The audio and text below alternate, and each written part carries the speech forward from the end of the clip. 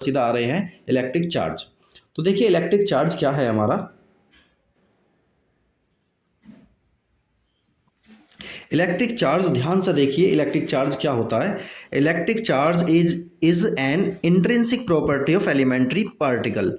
क्या है ये? इंट्रिंसिक प्रॉपर्टी होती है। इंट्रिंसिक प्रॉपर्टी का मतलब एक ऐसी प्रॉपर्टी जो खुद ब खुद किसी ऑब्जेक्ट में या किसी सब्सटेंस में होती है।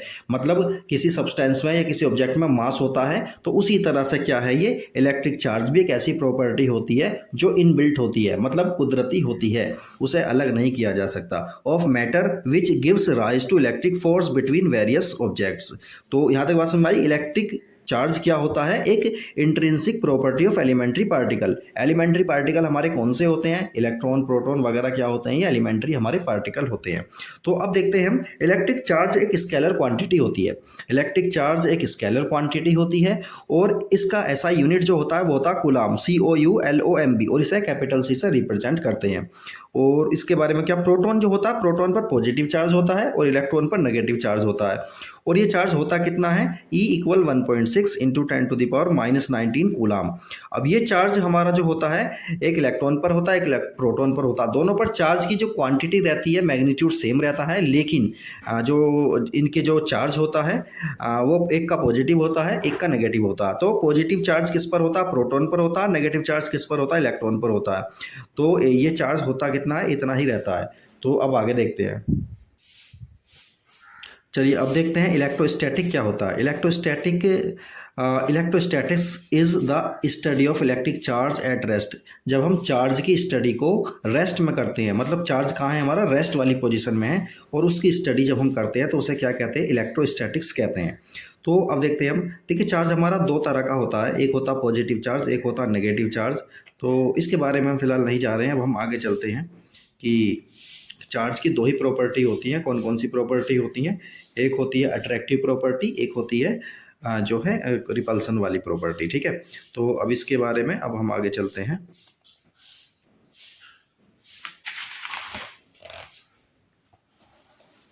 चलिए अब हम पहले देख लेते हैं कंडक्टर, इंसुलेटर वगैरह क्या होते हैं। कंडक्टर्स क्या होते हैं? The substances through which electric charges can flow easily are called conductors. मतलब ऐसे सब्सटेंस जिसमें क्या हो, इलेक्ट्रिक चार्जेस आसानी के साथ फ्लो हो जाएं, उन्हें क्या कहते हैं? कंडक्टर्स कहते हैं। और ये क्या क्या हो सकते हैं? जैसे कि मेटल्स हो गए, ह्यूमन बॉडी या animal body, graphite, acid, alkaline, बहुत सारी चीज़ ऐसी होती हैं जो हमारे मेटल्स मतलब कंडक्टर्स होते हैं, मतलब जिनके अंदर चार्ज आसानी के साथ फ्लो हो जाए। इसी तरह से हमारे इंसुलेटर्स होते हैं जो कि चार्ज कंडक्टर के जस्ट अपोजिट होते हैं। तो इंसुलेटर कैसे होते हैं? Substance through which electric charges can not flow easily are called insulator. मतलब जिनके अंदर चार्ज आसानी के साथ फ्लो ना हो पाए, ऐसे जो सब्सटेंस होंगे क्या कहलाएंगे? इंसुलेटर्स कहलाएंगे। और इनमें मोस्टली क्या होते हैं? ज़्यादातर नॉन मेटल्स होते हैं, जैसा कि गिलास हो गया, डायमंड, प्लास्टिक, नाइलॉन वगैरह, वुड वगैरह, ये सारे के सारे क्या हमारे इंसुलेटर्स होते हैं। और अब आगे देखते हैं हम अर्थिंग, और देख लेते हैं इसमें अर्थिंग क्या होती है हमारी। तो देखिए अर्थिंग एंड सेफ्टी। अर्थिंग का क्या मतलब है? This process in which a body shares it's charges with the earth is called grounding और अर्थिंग। एक ऐसी प्रोसेस जिसके अंदर क्या है, कोई बॉडी जो है अपने चार्ज को अर्थ के साथ यानी ग्राउंड के साथ क्या करे? शेयर करे। ऐसी जो प्रोसेस है वो क्या कहलाती है? हमारी अर्थिंग कहलाती है। अब इसको देख लेते हैं, समझ लेते हैं। देखिए क्या होती है, ये बहुत छोटी सी है। तो देखिए अगर इसके पास, हमारे पास जो सब्सटेंस है उसके पास पॉजिटिव चार्ज है, जब हम इसे अर्थ से जोड़ देते हैं, अर्थ से जोड़ने का साइन इस तरह से होता है, इस तरह से अर्थ से जोड़ देते हैं, तो क्या होगा?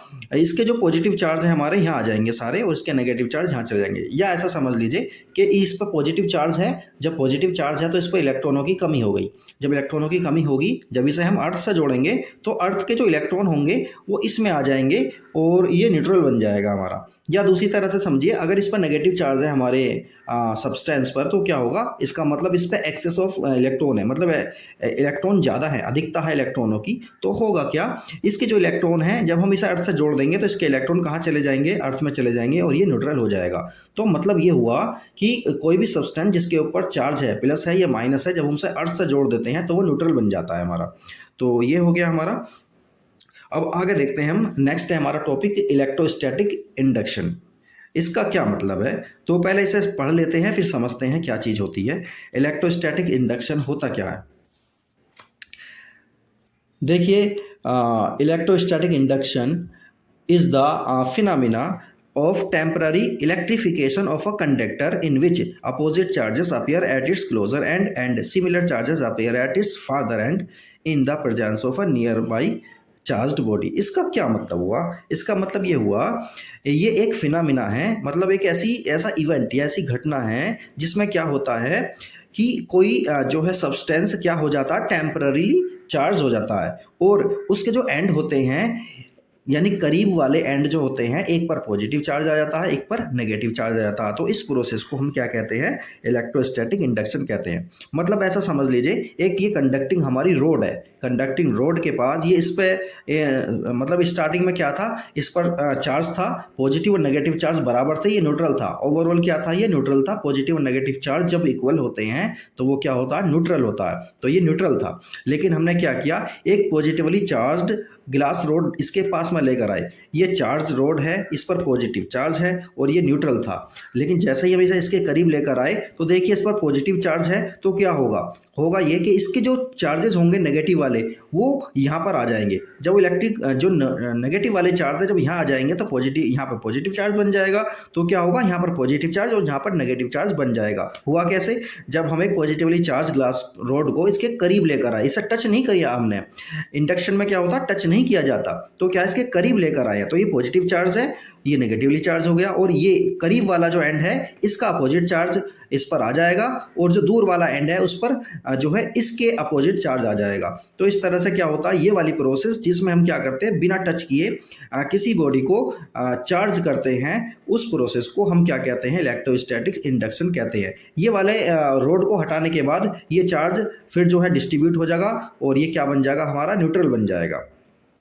तो ये टेम्पररी होता है। अब आगे देखते हैं हम। देखिए, charging of two spheres by induction, मतलब हम दो स्पेयर को क्या करेंगे, चार्ज करेंगे, और कैसे करेंगे? इंडक्शन के थ्रू करेंगे। इंडक्शन के थ्रू करने का मतलब ये है कि हम जो है उसे टच नहीं करेंगे, ठीक है। तो इनिशियली देखिए ए पोजीशन पर हमारे जो ये क्या थे, हमारे ये मेटल स्पेयर हैं हमारे, तो इनिशियली क्या था, ये दोनों टच हैं और दोनों कैसे हैं, न्यूट्रल हैं, क्योंकि इन पर टोटल चार्ज कितना है, 0 है।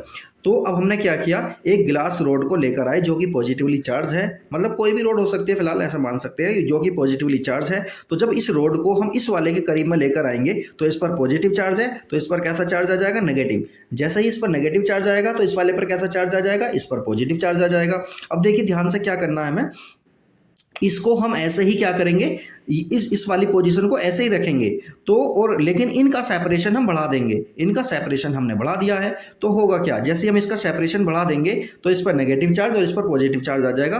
रोड को हम हटा देंगे, रोड को हटाने के बाद क्या होगा, अब ये चार्ज जो है इस पर नेगेटिव चार्ज ही रहेगा, इस पर पॉजिटिव चार्ज रहेगा। अब ये थोड़ा करीब करीब है, इन्हें थोड़ा सा और दूर करेंगे तो नेगेटिव चार्ज यहाँ पर फैल जाएगा और पॉजिटिव चार्ज यहाँ पर फैल जाएगा। तो ये क्या हो गया, इलेक्ट्रिकली हमारा जो है चार्ज हो गया। और किसके थ्रू हुआ है, बाय इंडक्शन के थ्रू। तो ये वाली प्रोसेस आ जाती है। ये पॉजिटिव यानी कि चार्ज हो गया हमारा, एक पॉजिटिव चार्ज हो गया है हमारा, ये रहा, और एक नेगेटिव चार्ज हो गया, ये रहा। तो ये वाली पूरी प्रोसेस थी। अब देखिए क्वेश्चन इस तरह से भी आ जाता है कि किसी बॉडी को या किसी स्पेयर को कैसा करना है, हमें पॉजिटिवली चार्ज करना है विदाउट टचिंग इट। तो क्वेश्चन क्या है हमारा, how can you charge a metal sphere positively without touching it. बिना इसे टच किए हमें क्या करना है, इसे चार्ज करना है। तो देखिए किस तरह से प्रोसेस है हमारा। तो देखिए इनिशियली क्या है हमारा, जो स्पेयर है हमारा वो न्यूट्रल रहेगा। जैसे हम नेगेटिव चार्ज लेकर आएंगे इसके पास, आपके क्या लेकर आ रहे हैं, नेगेटिव चार्ज लेकर आ रहे हैं इसके पास, तो यहाँ पर इसके पॉजिटिव चार्ज आ जाएगा, यहाँ पर नेगेटिव चार्ज आ जाएगा। अब देखिए हमने क्या किया, इस चार्ज को हम मतलब इस रोड को हम इसके करीब में ही रखेंगे और ये वाला जो पोर्शन है इसका ग्राउंड से टच कर देंगे। जैसे हम इसे ग्राउंड से टच करेंगे तो यहाँ पर जो ये नेगेटिव चार्ज है इसका कहाँ चला जाएगा, ग्राउंड में चला जाएगा, और यहाँ पर पॉजिटिव चार्ज बचेगा। अभी देख लिए रोड को हमने हटाया नहीं है इसके पास से, लेकिन अब क्या करेंगे, हम ग्राउंड से इसे हटा देंगे। ग्राउंड से हटाने के बाद क्या करेंगे, इस वाली जो रोड है इसे हटा देंगे, तो ये वाला पॉजिटिव चार्ज चारों तरफ इसके डिस्ट्रीब्यूट हो जाएगा। तो ये बॉडी हमारी कैसी होगी, पॉजिटिवली चार्ज हो गई। इसी तरह से नेगेटिवली चार्ज कर सकते हैं हम बॉडी को।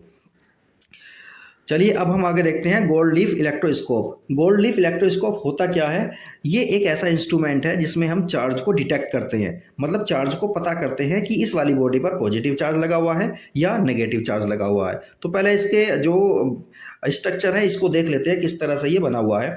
तो देखिए ये एक गिलास का एक फ्लास्क है, ऐसा समझ सकते हैं, गिलास का है ये जार जो है हमारा गिलास का है, और इसमें एक मेटल की रोड लगी हुई है। ये वाली ये मेटल की रोड हो गई, ये मेटल का नोब हो गया, नोब समझते हैं, गोला सा हो गया, मेटल का है ये, और ये मेटल की रोड हो गई, ये रबड़ का इसमें स्टॉपर लगा हुआ है, और ये गिलास हो गया, गिलास का वेसल है, कोई बर्तन है हमारा गिलास का इस तरह का बना हुआ है। और ये वाली जो है, ये जो बनी हुई है गोल्ड की लीफ बनी हुई है, गोल्ड लीफ मतलब गोल्ड की यानी सोने की कुछ पत्तियां लगी हुई हैं, पत्तियां होती है ना बहुत हल्की हल्की, उस टाइप में लगी हुई हैं, और ये टिन फॉइल इसके यहाँ पर लगा हुआ है। अब देखिए इसमें ये वर्क कैसे करता है। सपोज करिए हम एक पॉजिटिव चार्ज को लेकर आ रहे हैं, ठीक है, पॉजिटिव चार्ज जो कि नोन है, नोन की हेल्प से हम अननोन को पता करेंगे। तो पॉजिटिव चार्ज हम लेकर आए, और लेकर आने के बाद हमने यहाँ पर इसे मेटल से लगा दिया, तो जैसे ही मेटल से लगाएंगे तो ये हमारा चार्ज हो जाएगा। तो जब चार्ज हो जाएगा ये, तो क्या होगा, अब दूसरे वाले को लेकर आ रहे हैं जो कि अननोन है हमारा, उसको जैसे ही हम इससे टच करेंगे तो दो बातें हो सकती हैं। पहली बात ये हो सकती है कि ये गोल्ड लीफ जो है या तो दूर फैल जाए या ये करीब आ जाए। अगर पहले वाला चार्ज और दूसरा वाला चार्ज दोनों सेम थे तो ये पत्तियां जो है, ये गोल्ड लीफ जो है फैल जाएंगी, ज़्यादा फैल जाएंगी, तो हम समझ जाएंगे पहले वाला चार्ज जो कि पॉजिटिव था तो दूसरा वाला चार्ज भी कैसा होगा, पॉजिटिव होगा। लेकिन दूसरा केस ये है, अगर पहली बार में हमने पॉजिटिव वाले को टच किया था और दूसरी बार वाला हमें पता नहीं है, और जब हमने उसे टच किया तो ये गोल्ड लीफ क्या हो गई, आपस में मिल गई, अट्रैक्ट किया इन्होंने, अट्रैक्ट किया, तो हम समझ जाएंगे दूसरा वाला चार्ज जो था वो क्या था, नेगेटिव था, क्योंकि एक पॉजिटिव एक नेगेटिव जब ये क्या करेंगे, अट्रैक्ट करेंगे, और अगर चार्जेस सेम होंगे तो ये रिपेल करेंगे। तो इस तरह से इस समय पता किया जाता है। अब हम आगे देखते हैं। अब हम देखते हैं अब basic properties of electric charges. Charge जो होता है हमारा उसकी कुछ बेसिक प्रॉपर्टीज़ होती हैं, वो प्रॉपर्टी क्या होती हैं। तो देखिए पहली हमारी एडिटिव प्रॉपर्टी, दूसरी है क्वांटाइजेशन, और तीसरा है कंजर्वेशन। तो एक एक करके हम देखते हैं ये प्रॉपर्टी क्या होती हैं। तो सबसे पहली जो प्रॉपर्टी हमारी एडिटिव प्रॉपर्टी, इसका क्या मतलब हुआ, इसका मतलब ये हुआ कि टोटल चार्ज जो है ना किसी सिस्टम का, उसका अलजेब्राइक सम को क्या कर सकते हैं हम, प्लस या माइनस कर सकते हैं, मतलब उनके साइन के साथ उन्हें सम अप कर देंगे, जो भी उनका साइन है, प्लस का साइन माइनस का साइन, उसके साथ उसे जोड़ देंगे। तो ऐसी जो प्रॉपर्टी है क्या कहलाती है, हमारी एडिटिव प्रॉपर्टी कहलाती है। तो देखिए क्यू टोटल चार्ज है किसी सिस्टम का, और उस पर Q1 Q2 Q3 बहुत सारे चार्जेज हैं, तो इन्हें सबको जोड़ देंगे इनके साइन के साथ। अगर साइन माइनस आ रहा तो माइनस का साइन लगा देंगे, प्लस आ रहा तो प्लस का लगा देंगे, सिंपल जोड़ देंगे। तो इस तरह की प्रॉपर्टी को हम क्या कहते हैं, additive property of electric charge. दूसरी प्रॉपर्टी है हमारी क्वांटाइजेशन। तो देखिए क्वांटाइजेशन का क्या मतलब है, क्वांटाइजेशन का मतलब ये है कि जो चार्ज है ना हमारा, वो कंटिन्यूअस नहीं होता, वो डिस्क्रीट होता है। इसका क्या मतलब है, चार्ज जो है ना किसी का मल्टीपल होता है, वो ऐसा नहीं है कि वो आधा होगा, 1/3/2 होगा, 1.5 होगा, 2.5 होगा, ऐसा नहीं होगा, या तो 1 होगा या 2 होगा, मतलब मल्टीपल में होगा। अब चार्ज होता कितना है, क्यू इक्वल क्या होता है हमारा, एन ई, क्यू इक्वल क्या होता है, एन ई। क्यू क्या है यहाँ पर, चार्ज है, एन क्या है, नंबर ऑफ इलेक्ट्रॉन, और ई क्या है हमारा, इलेक्ट्रॉन पर चार्ज कितना होता है।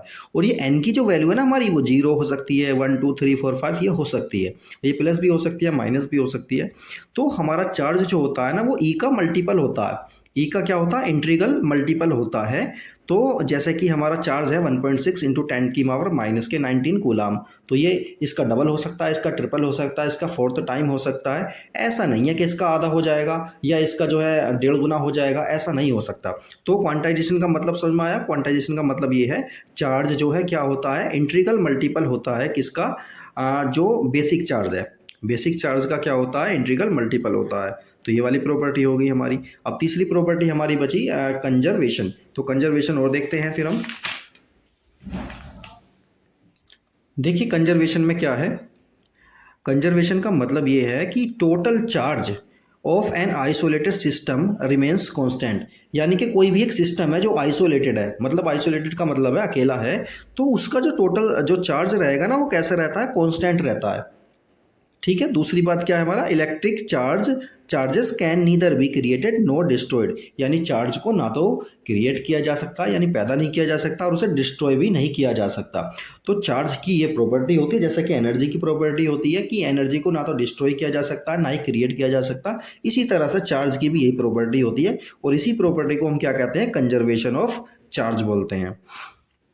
तो अब चलिए हम आगे देख लेते हैं इलेक्ट्रिक चार्ज और मास में थोड़ा सा डिफरेंस होता है। वो डिफरेंस क्या होता है, तो देखिए पहला डिफरेंस क्या है इलेक्ट्रिक चार्ज में। इलेक्ट्रिक चार्ज हमारा कैसा हो सकता है, पॉजिटिव हो सकता है, नेगेटिव हो सकता है या ज़ीरो भी हो सकता है, लेकिन मास हमेशा कैसे होता है, पॉजिटिव होता है। दूसरा क्या है, electric charge is always quantize. Electric charge क्या है हमारा, क्वांटाइज होता है, यानी इसमें क्वांटाइजेशन पाया जाता है, लेकिन मास के बारे में अभी हम ये नहीं कह सकते। तीसरा है हमारा, charge on a body does not depend on its speed. Charge speed पर डिपेंड नहीं करता, ये अभी तक हमने देखा है। मतलब क्या है, मतलब ये है अगर स्पीड उसकी ज़ीरो है तो भी चार्ज उतना ही रहेगा, स्पीड अगर बहुत ज़्यादा पहुंच गई है तब भी चार्ज की जो वैल्यू है वो सेम रहेगी। लेकिन मास में ऐसा नहीं है, क्योंकि आइंस्टाइन ने हमें बताया था कि जब हमारा क्या होता है, बॉडी स्पीड ऑफ लाइट के आसपास चलने लगती है तो उसका मास भी इनफाइनाइट पहुंच जाता है। तो स्पीड बढ़ने पर मास क्या होता है, हमारा बॉडी का बढ़ने लगता है। इसी तरह से charge is strictly conserved. Charge कैसा है, कंजर्व्ड है। Mass is not conserved by itself as some of the body may get change into energy. मतलब चार्ज जो होगा वो तो कंजर्व रहेगा, लेकिन मास जो है कंजर्व नहीं रह सकता। ऐसा हो सकता है क्योंकि वो मास जो है एनर्जी में कन्वर्ट हो जाए, तो चार्ज कंजर्व होना ये जरूरी नहीं होता। इसी तरह से देखिए electrostatic forces between two charges may be attractive और रिपल्सिव। अगर दो चार्ज हैं हमारे, सेम चार्ज हैं, तो उनके बीच जो फोर्स लगेगा वो रिपल्सिव होगा, और अगर अपोजिट चार्जेस हैं तो फोर्स हमारा कैसा होगा, अट्रैक्टिव होगा। मतलब चार्ज के केस में क्या होता है, अट्रैक्टिव और रिपल्सिव फोर्स लग सकते हैं, लेकिन जो मास है, मास के केस में फोर्स कैसा लगेगा, हमेशा अट्रैक्टिव फोर्स लगेगा, और वो फोर्स कौन सा होता है, ग्रेविटेशनल फोर्स होता है। इसी तरह से देखिए electrostatic forces between different charges में कैंसिल आउट, यानी इलेक्ट्रिक फोर्सेस जो लगे हुए हैं एक दूसरे के साथ वो एक दूसरे को कैंसिल कर सकते हैं, लेकिन ग्रेविटेशनल के केस में ऐसा नहीं होता। इसी तरह से देखिए a charge body always possesses some mass. एक ऐसी बॉडी जिसके अंदर चार्ज है उसके अंदर मास भी जरूर होगा, लेकिन एक बॉडी जिसके अंदर मास है जरूरी नहीं है कि उसके अंदर जो है कोई चार्ज हो, है ना। नेट चार्ज मतलब नेट चार्ज उसके अंदर नहीं होगा, ठीक है। नेट चार्ज कितना होता है, जीरो। वैसे तो चार्ज सबके अंदर होता है, लेकिन नेट चार्ज की बात हो रही है, नेट चार्ज कितना होगा इसका, जीरो होगा।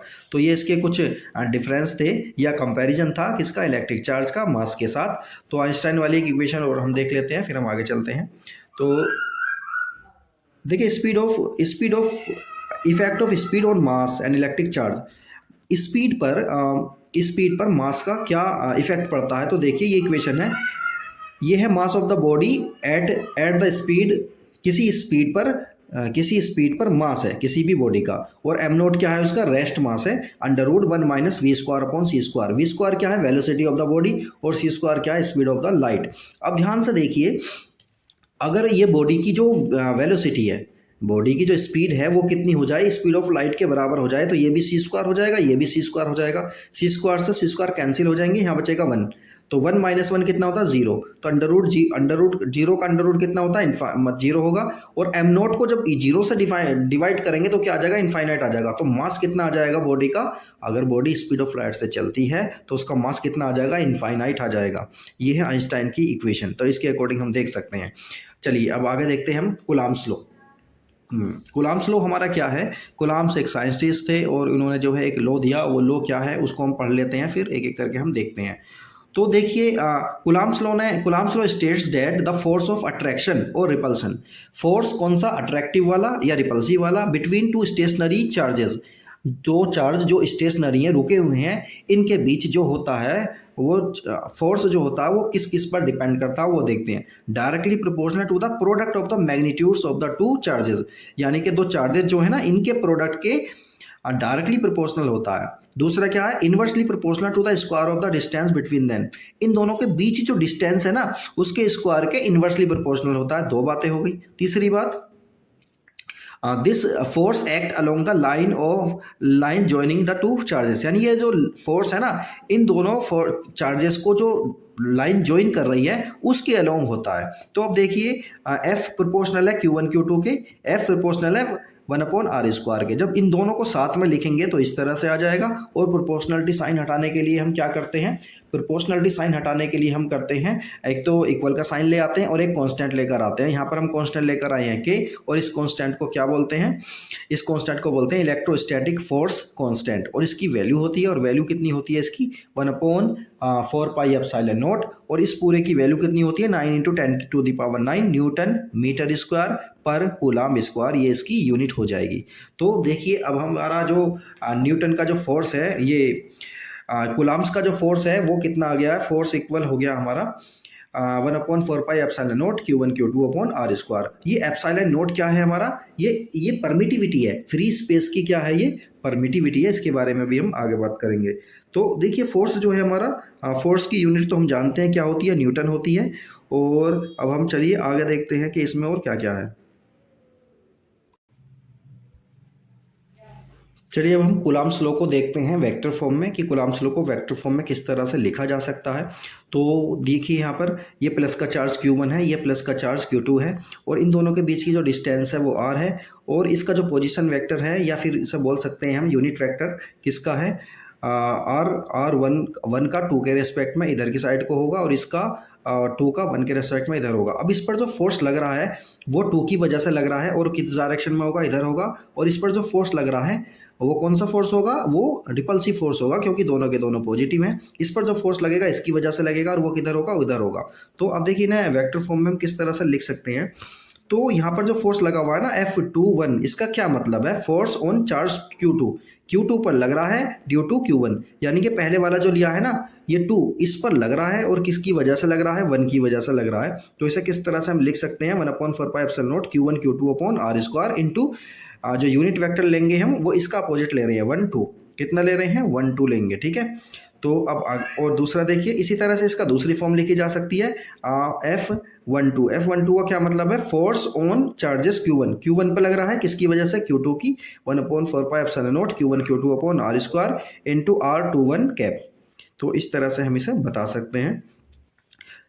चलिए अब आगे देख लेते हैं कि ये कूलाम्स लॉ जो है हमारा, इसकी क्या रेंज वगैरह होती है वो सब देखते हैं, फिर आगे चलते हैं। तो देखिए range of Columbian force, Colombian forces act over an enormous range of separation r from nuclear dimension, यानी कि कहाँ से शुरू होता है ये, r इक्वल 10⁻⁻15 मीटर से इसकी रेंज शुरू हो जाती है, और मैक्रोस्कोपिक डिस्टेंस कितने तक पहुँच जाता है, 10⁻18 मीटर तक ये काम करता है। Inverse square is valid over this range of separation to a high degree of accuracy. तो इनवर्स स्क्वायर लॉ वैलिड होता है, इसका क्या मतलब है, अगर डिस्टेंस बढ़ेगी तो फोर्स तेजी से घटता चला जाता है इसका। चलिए अब लिमिटेशंस देख लेते हैं कूलाम्स लॉ की। कूलाम्स लॉ की कुछ लिमिटेशंस हैं, मतलब कोई भी लॉ होगा वो अपनी लिमिटेशन के साथ ही काम करता है, अगर वो लिमिट नहीं रहती है तो वो काम नहीं करता है या ठीक से काम नहीं करता है। तो इसको देखते हैं लिमिटेशन क्या है। पहली लिमिटेशन इसकी ये है, electric charges must be at rest. Electric charge हमारे कहाँ होने चाहिए, रेस्ट में होने चाहिए, चलने नहीं चाहिए। अगर वो मूव कर रहे हैं तो ये कूलाम वाला फोर्स जो है काम नहीं करता या ठीक से काम नहीं करेगा। आगे देखिए, electric charges must be point charges. Electric charge हमारे कैसे होने चाहिए, बहुत छोटे छोटे होने चाहिए, ऐसा बोला जा सकता है कि वो पॉइंट चार्ज होने चाहिए। नेक्स्ट देखिए, separation between the charges must be greater than nuclear size, यानी कि उनके बीच का जो डिस्टेंस है ना कितनी रहनी चाहिए, 10⁻⁻15 मीटर, यानी न्यूक्लियर साइज से बड़ी रहनी चाहिए। इससे छोटी रहेगी तो फिर कौन से फोर्स शुरू हो जाते हैं, वो न्यूक्लियर फोर्स शुरू हो जाते हैं, ठीक है, बिकम्स 4, ठीक है। और ये रेंज इतनी होती है। Strong nuclear force dominate over the electrostatic force. चलिए ये बात तो हम समझ गए हैं। अब हम थोड़ी सी परमिटिविटी के बारे में देख लेते हैं कि ये क्या होती है। तो देखिए परमिटिविटी के बारे में देखते हैं क्या होती है। परमिटिविटी मतलब क्या है, permittivity is a property of the medium. Medium की क्या होती है, ये एक प्रॉपर्टी होती है, विच determines the electric forces between two charges situated in that medium. जो क्या डिटरमाइन करती है, ये एक मीडियम की प्रॉपर्टी होती है जो ये डिटरमाइन करती है, किस चीज़ को डिटरमाइन करती है, इलेक्ट्रिक फोर्स को डिटरमाइन करती है दो चार्जेस के बीच में लगने वाले के। तो इसकी ये डिटरमाइन करती है ये कम या ज़्यादा होने से हमारा क्या होगा, फोर्स कम या ज़्यादा लगेगा। तो ये हो गया हमारा। और नेक्स्ट है हमारा डाइलेक्ट्रिक कांस्टेंट क्या होता है हमारा, ठीक है। तो डाइलेक्ट्रिक कांस्टेंट के बारे में देख लेते हैं। तो चलिए डाइलेक्ट्रिक कांस्टेंट सीधा देखते हैं। द रेशो, ये हमें दिख रहा है, the ratio epsilon upon epsilon naught of the permittivity of the medium to the permittivity of free space is called relative permittivity और डाइलेक्ट्रिक कांस्टेंट। इसे डाइलेक्ट्रिक कांस्टेंट को के भी बोल देते हैं, स्मॉल वाला के, या एप्सिलॉन आर भी बोल देंगे। और ये किसके प्रोपोर्शन में होता epsilon upon epsilon not. Epsilon क्या है, मीडियम की परमिटिविटी है, एप्सिलॉन नॉट क्या है, हमारा फ्री स्पेस की परमिटिविटी है। या F vacuum upon F medium भी इसे लिखा जा सकता है और इस पर क्वेश्चन हमारे बनते हैं। तो देखिए इस पर यहाँ से देखिए एफ मीडियम इक्वल होता है हमारा एफ वैक्यूम अपॉन के क्या है हमारा, के है हमारा डाइलेक्ट्रिक कांस्टेंट। तो देखिए इस तरह का क्वेश्चन को हम आसानी के साथ कर सकते हैं, इस तरह का क्वेश्चन हमारा आता है। चलिए अब हम आगे देखते हैं।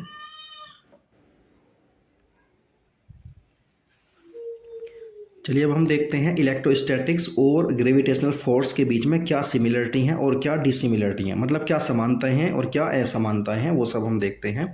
तो देखिए दोनों फोर्सेस जो है ना कौन से लॉ को फॉलो करते हैं, इनवर्स स्क्वायर लॉ को फॉलो करते हैं। मतलब अगर उनके बीच के डिस्टेंस को बढ़ाया जाए तो ये तेजी से घटते चले जाते हैं। तो ये वाली प्रॉपर्टी को दोनों के दोनों फॉलो करते हैं। Both forces are proportional to the product of masses और चार्जेस। दोनों फोर्सेस प्रोडक्ट के प्रोपोर्शन में होते हैं। मतलब अगर मास का प्रोडक्ट करें या फिर चार्ज का प्रोडक्ट करें तो दोनों क्या होते हैं, प्रोपोर्शन में होते हैं।